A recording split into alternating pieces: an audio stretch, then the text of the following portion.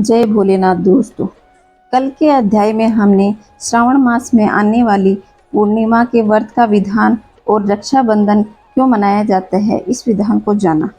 तो दोस्तों आगे आप जानते हैं कि ऋषि सनत कुमार भगवान भोलेनाथ से कौन से व्रत का महात्म्य पूछते हैं।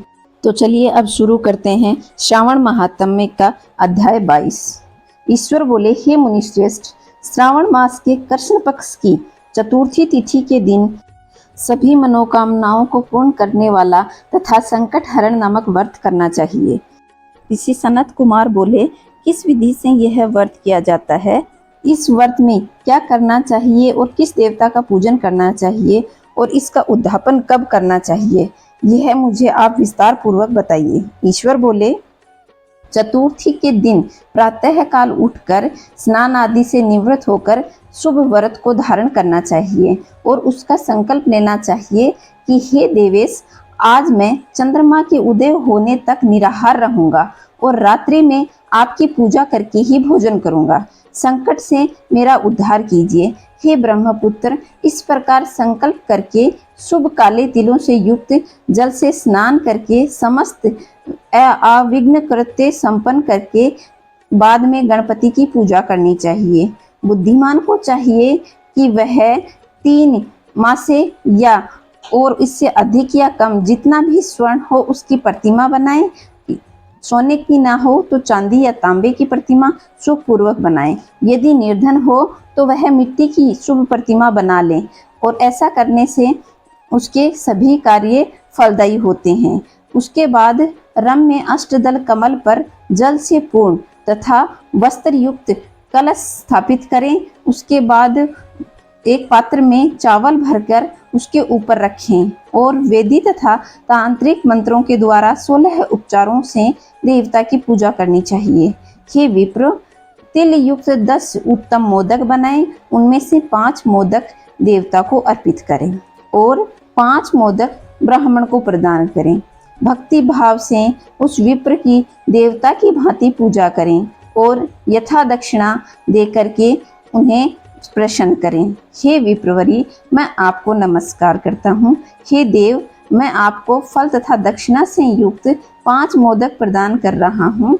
हे द्विजश्रेष्ठ, मेरी विपत्ति को दूर करने के लिए इसे ग्रहण कीजिए। हे विप्र गुरु गणेश्वर, मेरे द्वारा जो भी न्यून या अधिक अथवा द्रव्यहीन कृत्य हो गया हो तो वह भी आपकी कृपा से सफलतापूर्वक पूर्ण हो और स्वादिष्ट अन्न से ब्राह्मण को प्रसन्नता पूर्वक भोजन कराएं। उसके बाद चंद्रमा को अर्घ्य प्रदान करें और शुभ मंत्र का पाठ करें। हे क्षीर सागर से प्रादुर्भूत, हे सुधा रूप, हे निशाकर, हे गणेश की प्रीति बढ़ाने वाले, मेरे द्वारा किए गए अर्घ्य को ग्रहण कीजिए। इस विधान से करने पर गणेश जी प्रसन्न होते हैं और वांछित फल प्रदान करते हैं। अतः इस व्रत को अवश्य करना चाहिए। इस व्रत का अनुष्ठान करने से विद्यार्थी को विद्या प्राप्त होती है, धन चाहने वाले को धन प्राप्त होता है, पुत्र की अभिलाषा रखने वाले को पुत्र प्राप्त होता है, मोक्ष चाहने वाले को उत्तम गति प्राप्त होती है, कार्य की सिद्धि चाहने वाले को कार्य सिद्ध होता है और रोगी रोग से मुक्त हो जाता है। विपत्ति में पड़े आकुल चिंतित वाले व्यक्ति की हर मनोकामना पूर्ण हो जाती है। सुहृदय जनों का वियोग हो गया हो तो उन मनुष्यों का दुख जल्दी ही दूर हो जाता है।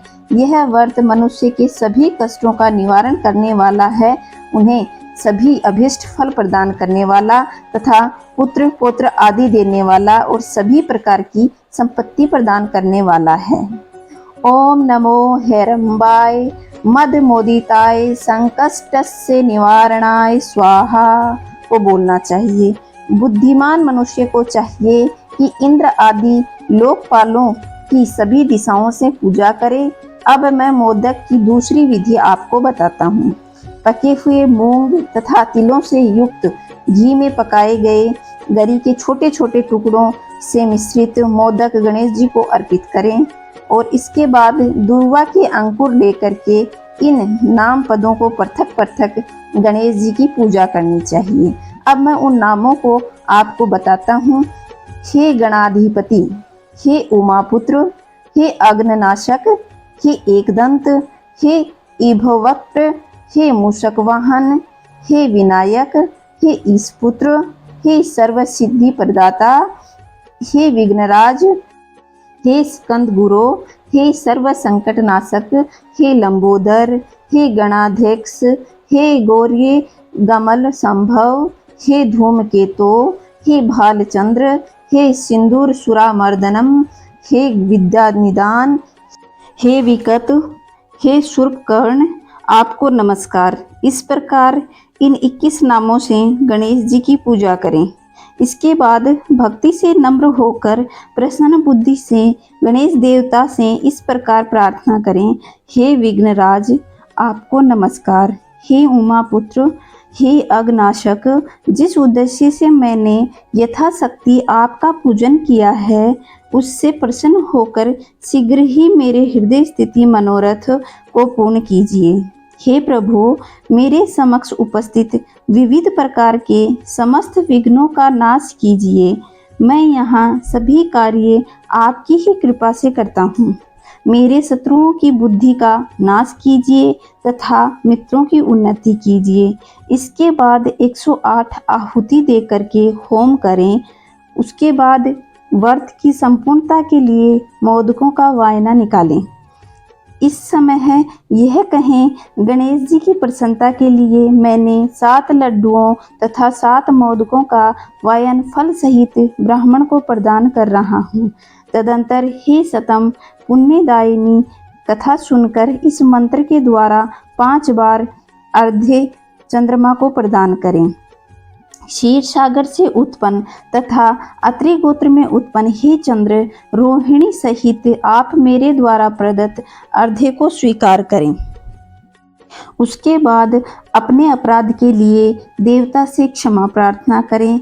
अपने सामर्थ्य के अनुसार ब्राह्मणों को भोजन कराएं तथा ब्राह्मणों को जो अर्पित हो वह अवशिष्ट भोजन स्वयं भी ग्रहण कर सकें तो मौन होकर के 7 ग्रास ग्रहण करें। अगर नहीं इच्छा हो तो इच्छा अनुसार ही भोजन करें।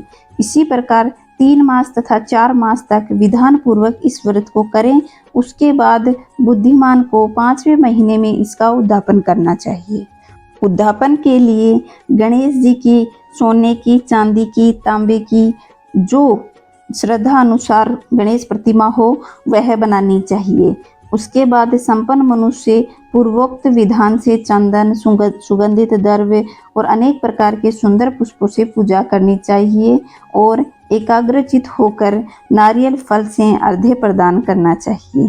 पायस के रूप में सूप में फल रख करके उसे लाल वस्त्र में लपेटकर वायन भक्त ब्राह्मण को प्रदान करें। फिर उसके बाद गणपति प्रतिमा भी दक्षिणा सहित उन्हें दे दें।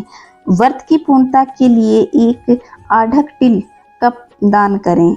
इसके बाद विघ्नेश प्रसन्न हो ऐसा कहकर देवताओं से क्षमा प्रार्थना करें। इस प्रकार उद्यापन करने से अश्वमेघ यज्ञ का फल प्राप्त होता है और मनोवांछित सभी कार्य सिद्ध हो जाते हैं। हे सतम, पूर्व कल्प में स्कंद कुमार के चले जाने पर पार्वती माता ने मेरी आज्ञा से 4 महीने तक इस व्रत को किया था। तब 5वें महीने में पार्वती ने कार्तिकेय को प्राप्त कर लिया था। समुद्रपान के समय अगस्त्य जी ने इस व्रत को किया था और 3 माह में विघ्नेश्वर की कृपा से उन्होंने सिद्धि प्राप्त कर ली थी। हे विपेंद्र, राजा नल के लिए दमयंती ने 6 महीने तक इस व्रत को किया था। तब नल को खोजती हुई दमयंती उन्हें मिल गई। जब चित्रलेखा अनिरुद्ध को बाणासुर के नगर में ले गई थी तब वह कहाँ गया और उसे कौन ले गया, यह सोचकर प्रद्युम्न व्याकुल हो गया। उस समय प्रद्युम्न को पुत्र शोक से पीड़ित देख करके रुक्मिणी ने प्रेम पूर्वक उससे कहा, हे पुत्र, मैंने जो व्रत अपने घर के लिए किया था उसे मैं तुम्हें बताती हूँ, ध्यान पूर्वक सुनो। बहुत समय पहले जब राक्षस तुम्हें उठा ले गए थे तो तुम्हारे वियोग जन्य दुख के कारण मेरा हृदय विदीर्ण हो गया था। मैं सोचती थी कि मैं अपने पुत्र का अति सुंदर मुख कब देखूंगी। उस समय अन्य स्त्रियों को पुत्र को देखकर मेरा हृदय विदीर्ण हो जाता था कि कहीं अवस्था सौम्य से यह मेरा पुत्र तो नहीं है।